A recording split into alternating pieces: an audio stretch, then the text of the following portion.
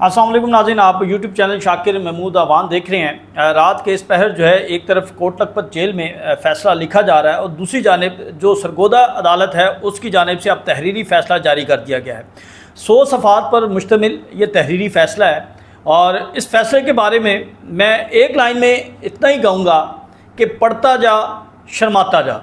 यानी ये फ़ैसला जो है ये इतना मज़ह का खेज़ है और इस फ़ैसले के अंदर ऐसे ऐसे ब्लंडर्स हैं, इस फ़ैसले के अंदर ऐसी ऐसी चीज़ें हैं कि जो आने वाली पाकिस्तान की तारीख़ में आपको शायद ही किसी फ़ैसले में देखने को मिले। यहाँ पर ऐसी ऐसी चीज़ें सामने आई और ऐसे ऐसे जो दफ़ात हैं और उन पर जो सज़ा दी गई।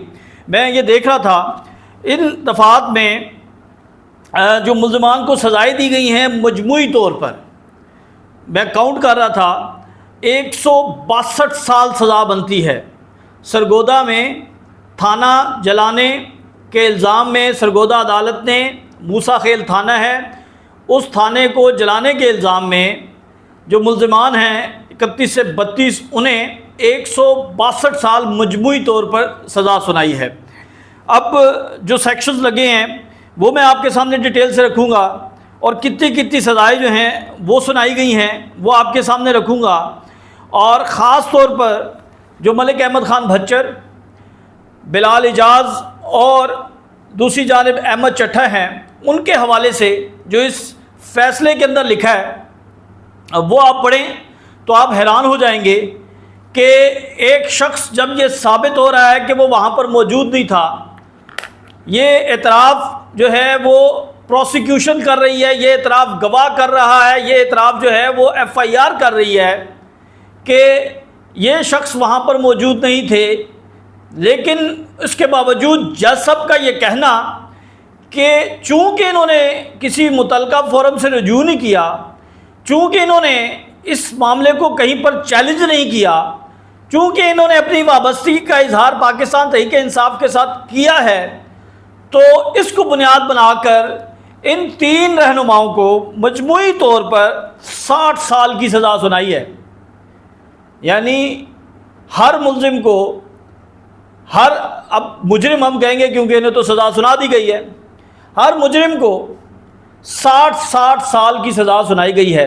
780 का एक कानून है कि जो सज़ा 5 साल होगी, 780 अगर अटैक्ट करेगी तो वो सज़ा जो है वो डबल काउंट की जाएगी। तो मजबूरी तौर पर 30 साल है, 780 की दफ़ात लगने पर ये सज़ा जो है वो 60 साल हो गई और सब मुल्ज़मान को तकरीबन 162 साल की सज़ा सुनाई गई है। और कोई चीज़ जो शवाहिद होते हैं ना, ये मफरूज़ों की बुनियाद पर कि ये चीज़ साबित करती है। JIT की रिपोर्ट जो है उसको अदालत फ़ैसला तस्लीम कर रही है कि JIT में ये कसूरवार पाए गए, तो इसका मतलब ये है कि ये कसूरवार हैं। यानी जो चीज़ आपको दे दी गई, जो JIT ने कर दी, उसने स्याह किया, सफ़ेद किया, अदालत ने इस बात को नहीं देखा, ना ही इस बात के ऊपर कोई बात की। उन्होंने कहा जी JIT ने कह दिया था तो JIT के मुताबिक फलां शख्स ये है। फिर एक बड़ा ही मज़ा का खेज़ है, पैरा नंबर 27, हमज़ा और तारिक। मैंने पहले व्लॉग में बताया था कि तारिक के बारे में ये इंकशाफ हुआ कि तारिक साहब जो हैं वो पाकिस्तान तहरीक इंसाफ के रहनुमा थे, एक्टिव थे, लेकिन उन्होंने प्रेस कॉन्फ्रेंस कर ली, उन्होंने PTI को छोड़ दिया, तो उनको जो है वो कोई सज़ा नहीं दी गई। तो इस फैसले के अंदर भी ये इस बात का तो इतराफ़ है कि वो जो है आग लगा रहा था, पेट्रोल लेके जा रहा था, उसकी व्हीकल इस्तेमाल हुई, लेकिन जो फैसला है उसके अंदर जो है उसको भी क्लीन चिट है। यानी पुलिस से क्लीन चिट दी जिसे वो बिल्कुल साफ़ सुथरा है, और जिस शख्स ने जिसको पुलिस ने क्लीन चिट नहीं दी तो उसको जो है वो सज़ा सुना दी गई। अब मैं आपके सामने ये सेक्शन रखता हूँ और किस सेक्शन के तहत कितनी सज़ा है, कितने महीने। अब ये जो 162 साल है वो मैंने विदाउट फाइन की है, अगर वो भी अगर शामिल कर ली जाए तो ये तकरीबन 170 साल या 180 साल बन जाएंगे। अंडर सेक्शन जो है सबसे पहले 152 PPC, इसको उन्होंने 149 PPC के साथ मिलाकर पढ़ा है और इसके तहत जो है 3 साल सज़ा है, 2 लाख जुर्माना है, और अगर ये जुर्माना नहीं देंगे तो 4 मंथ जो है इनको सज़ा होगी। फिर अंडर सेक्शन 147 PPC, इसके तहत 2 साल सज़ा है, 10 लाख जुर्माना है। फिर अंडर सेक्शन 353 इसको मिलाकर पड़ा है 149 के साथ। इसमें 2 साल सज़ा है, 1 लाख जुर्माना है, 3 मंथ अगर जुर्माना नहीं जमा करवाएंगे तो फिर सज़ा होगी। अंडर सेक्शन 427 विद 149 1 साल सज़ा और 1 लाख जुर्माना, 3 माह फिर कैद होगी अगर जुर्माना ना दिया। अंडर सेक्शन 186 विद 149 इसमें जो है वो सज़ा दी गई है 6 महीने की। फिर सेक्शन जो है अंडर सेक्शन 436 विद 149 इसमें 10 साल सज़ा है, 5 लाख जुर्माना है। अंडर सेक्शन 440 विद 149 इसमें 5 साल है। फिर 780 का सेक्शन 7D इसके तहत 10 साल है और ये 20 साल काउंट की जाएगी और इसमें 10 लाख जुर्माना है। फिर अंडर सेक्शन 780 7H इसमें 10 साल जो है सज़ा है, 10 लाख ही जुर्माना है। फिर उसके बाद जो 2 लोग हैं जिसमें जो मरकज़ी मुल्ज़िम है उसमें 780 लगाई है सेक्शन उसकी जो सेक्शन है 21L इसमें 10 साल सज़ा, 5 लाख जुर्माना नहीं देंगे 5 महीने। फिर 395 PPC है, इसमें 10 साल सज़ा है और 5 लाख जुर्माना है। अब मैंने बताया था आपको कि जो अहमद खान भच्चर हैं, जो राना बिलाल हैं, एजाज बिलाल और अहमद चट्ठा, इनके ऊपर जो है 780 की दफ़ात जो हैं वो साबित की गई हैं।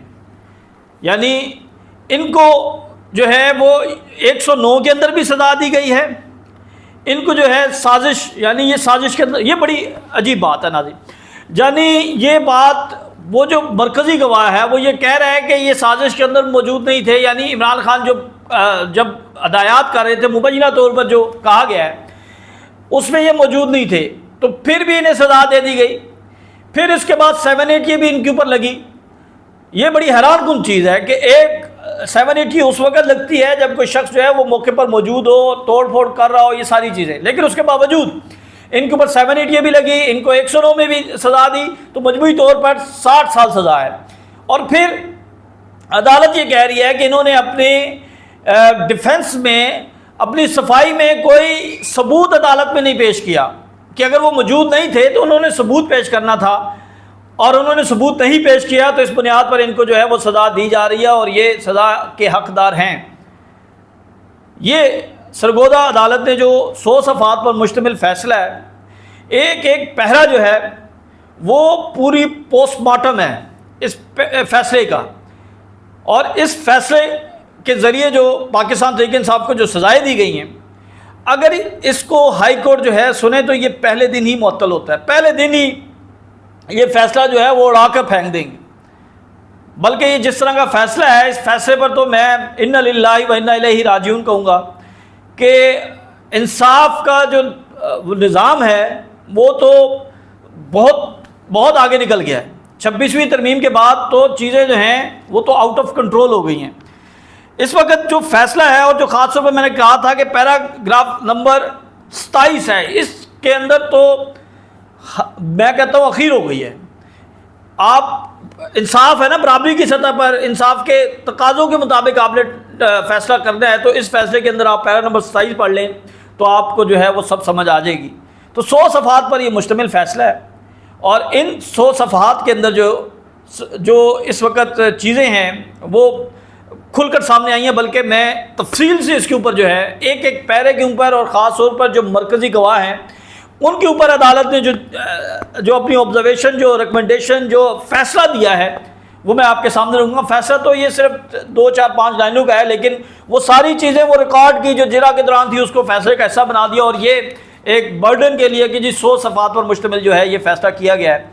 सरगोदा अदालत की जानिब से जो फ़ैसला है, इस फैसले के बाद जो है वो अब शायद जो इंसाफ पर जो थोड़ा बहुत किसी का यकीन था, या पाकिस्तान तहरीक इंसाफ कहती थी कि उन्हें इंसाफ मिलेगा इन अदालतों से, तो मेरे ख्याल में उन्हें जो है वो अब ये उम्मीद नहीं करनी चाहिए। और जो केसेस चल रहे हैं उन केसेस में रज़ा कराना तौर पर जाकर विड्रॉ कर लें या प्रेस कॉन्फ्रेंस कर लें। यानी आज भी एक मिलिट्री कैद के कैदी जो हैं उन्हें कहा, ये ऑफ़र दी जा रही है, फ़ायदा मुराद ने मेरे साथ इंटरव्यू में ये इंकशाफ किया कि उन्हें ये ऑफ़र दी जा रही है कि आपकी उम्र जो है वो 74-76 साल हो गई है, तो अभी भी आप अगर गवाही दे दें तो आपकी ये सज़ा ख़त्म हो जाएगी, जाएँ जाके गोल्फ़ खेलें, अपनी ज़िंदगी इंजॉय करें, अपनी ज़िंदगी के आखिरी अयाम जो है वो मज़े से गुजारें। तो इसका हल यही है कि जी आप प्रेस कॉन्फ्रेंस कर लें, आप माफ़ी मांग लें, आप जाकर पाँव में बैठ जाएं, तो आपको ना कोई सज़ा होगी, ना आपको कोई पूछेगा, बल्कि किसी की हिम्मत नहीं होगी, चाहे वो जज हो, चाहे वो पुलिस हो, चाहे वो कोई ताकतवर हो, कोई आपको नहीं पूछेगा। इजाज़त दें, अल्लाह हाफिज़।